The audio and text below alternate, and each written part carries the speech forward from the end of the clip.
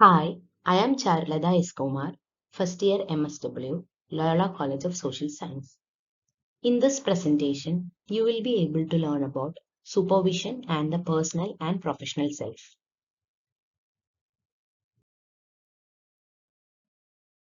So, let's start with what is supervision. Supervision is a professional process.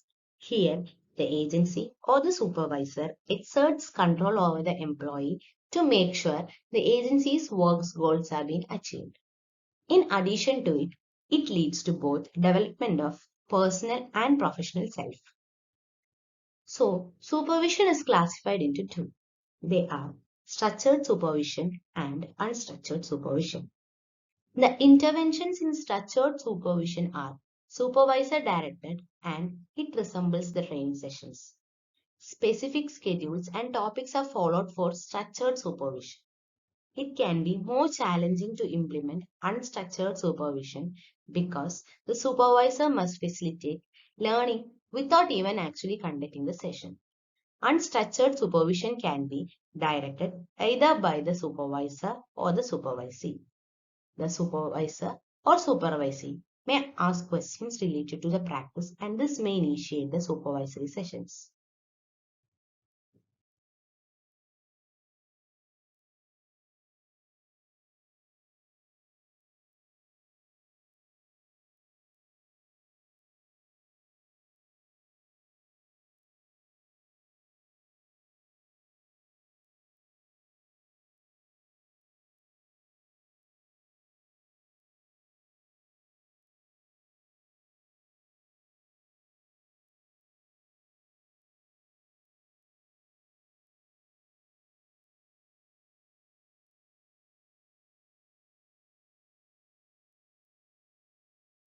In 1998, Bernard and Goodyear introduced some methods and techniques of individual supervision.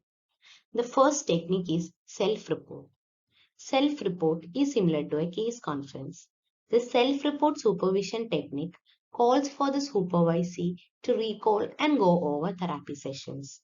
This is the most popular form of supervision because it enables the supervisee to reflect in depth on their own interactions with the client.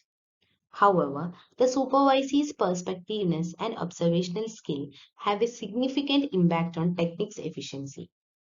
The next technique is process notes. Following a therapy session, the supervisee is required to write in-depth notes about the processes they have encountered. This will be the experience from the supervisee's perspective rather than a literal note on what happened in the therapy. Next is audio tape. It is one of the most popular form of supervision. It is the use of an audio recording of supervisee's counseling session. While recording counseling session, it can be helpful supervision tool. It is important to take into account that potential effects on the clients and therapeutic relationship. Clients' expectation of confidentiality must be met and they must be given the option to decline taking part in the session that are being recorded.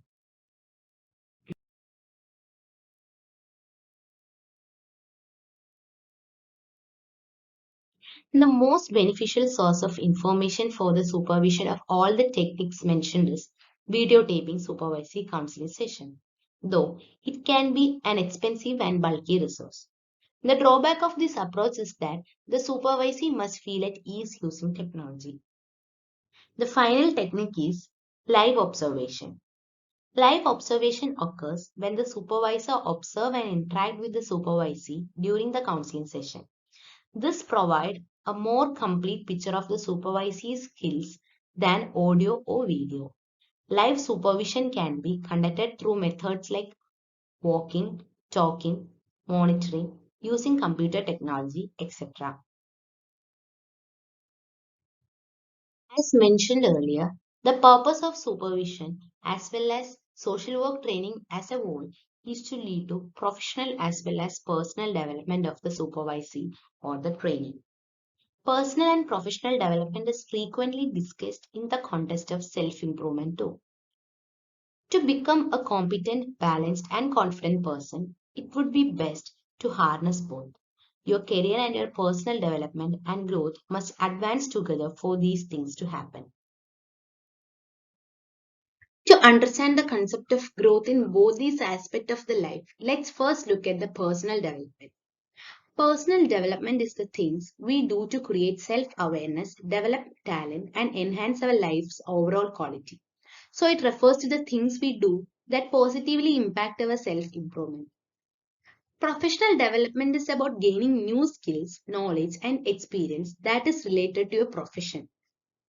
Example, for social workers, it can be communication skill, empathy, critical thinking, etc. It enhances your skill and improve your strength and achieve your goals to avoid stagnation and further your career.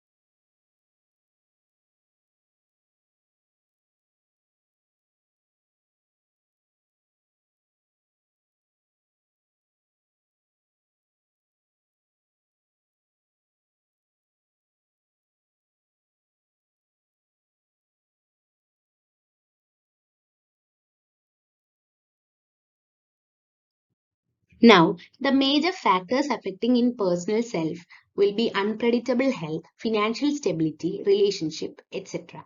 In professional self, it will be mostly like predictable environment affected by well-known factors. The goals will be usually absent and will be very flexible in personal self. The plans and target, if one set, will be implemented in professional self. The documentation will not be done in a formal way and the memories will be captured for one's own pleasure in personal self. In professional self, the interactions will be documented for other evaluation and it will be used by a third party. The mistakes done will affect the family and in most of the cases, the errors are taken less seriously. Professional self setting up the actions will be evaluated seriously and the errors can impact avoid a population and this way affect the goodwill of the organization as well. The code of ethics in personal self will be based on the social society norms and in professional self there will be a written code of ethics to be followed. As you can see, these are some of the examples showing how the development of personal and professional self is interconnected and interacted. Let's look at the benefits of personal development. Personal development makes you self-aware, gives you a clear sense of direction, bring more clarity, make you more motivated, also give you greater resilience. Benefits of professional development. Professional development and continuing education opportunities can expose both young and experienced professionals to new ideas, solidify their knowledge. By increasing professionals' expertise through professional development, their confidence in their work will increase as well. No one likes to think they are missing important skills in their industry.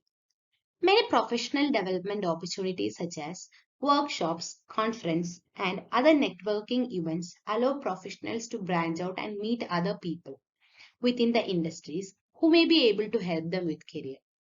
Professional growth and ongoing education give both new and seasoned professionals the chance to increase their earning potential and employability in the future by broadening their knowledge and modernizing their skill set. Let's look at some of the skills and training required for personal and professional development. For personal development, life skills can be implemented.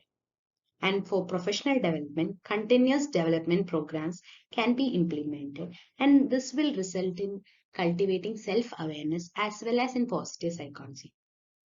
Cultivating hobbies and talents help in personal development, whereas in professional development, IT skill and other related skills should be developed, and this will result or help in management of stress. The other thing which help in personal development is therapy and training for the specific problems. In professional development, it is documentation and communication skill. Both these help in the health and fitness of an individual. Skill training in practical areas such as organizing, driving, cooking, etc. leads to personal development. In professional development, it will be always career planning and development through continuous supervision and mentoring. This will help in the time management as well as the problem solving ability of an individual.